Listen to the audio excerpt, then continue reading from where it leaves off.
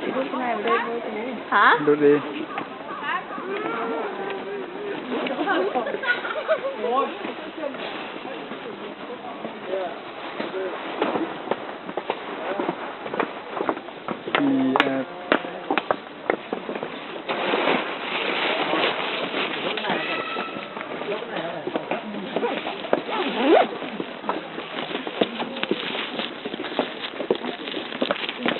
Quay à? Ừ. Quay à? Đeo hai quay vào. Dạ. Vác cái gì ở trong đây đấy? Hả? Vác cái gì ở trong đây? Đây, đây, đây. Tôi không biết. Hả? Tôi không biết. Túi chắc có của ai bỏ ra ngoài. Đó, con mới quay được. Cứ quay đi.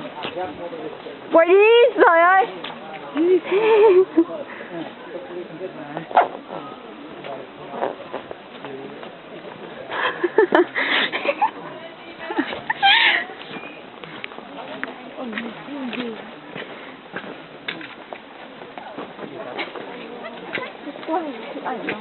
Chụp ảnh không thích.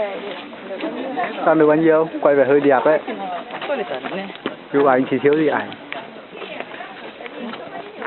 Đi mỗi chỗ chỉ chụp một tí hình nó động. Mình nhớ đến từng chi tiết. Tiếng không? Sợ chưa? Đi du lịch chỉ là quay cái chụp ít thôi.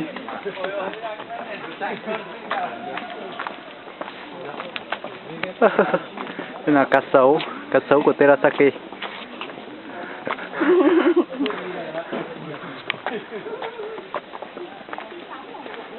Chụp ảnh ở đây.